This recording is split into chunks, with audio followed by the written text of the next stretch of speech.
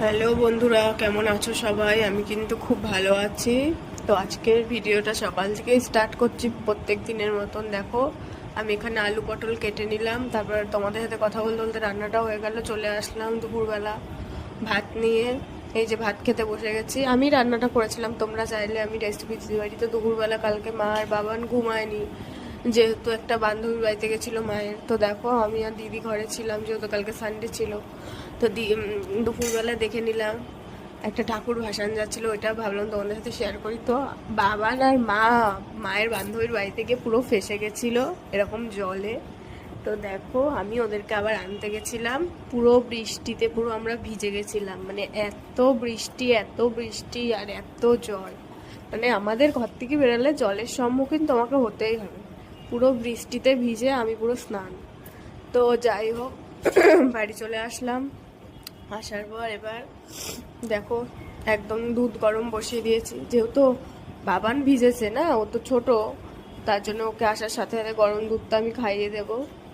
তো খাওয়ানো হয়ে যাবে। তো আমরা কিন্তু আজকে একটা মানে অন্যরকম ভিডিও করেছি, যেটা তোমরা দেখলেই বুঝতে পারবে। দেখতে থাকো। দেখো, আমি কিন্তু দিদির সাথে একটা খেলা খেলেছিলাম। তো যেখানে লেখা ছিল মানে ও কি খাবে, লুচি না গোলা রুটি।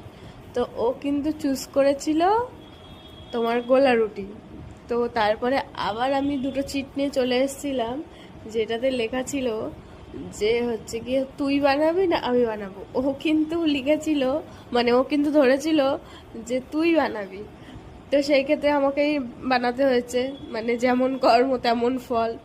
ঠিক আছে, আমি আগ বাড়িয়ে বেশি করতে গেছিলাম। তো ব্যাস চলে আসলাম এবার রান্না করে ডাইরেক্ট।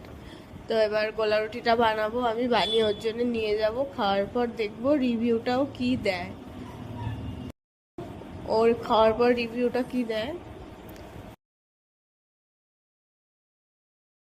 তারপর গোলা রুটি খাওয়ার পর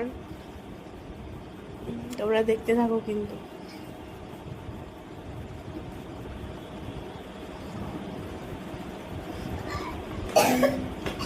এবার ছিঁড়ে মুখে ঢুকালো। এবার দেখো রিভিউটা কেমন হয়।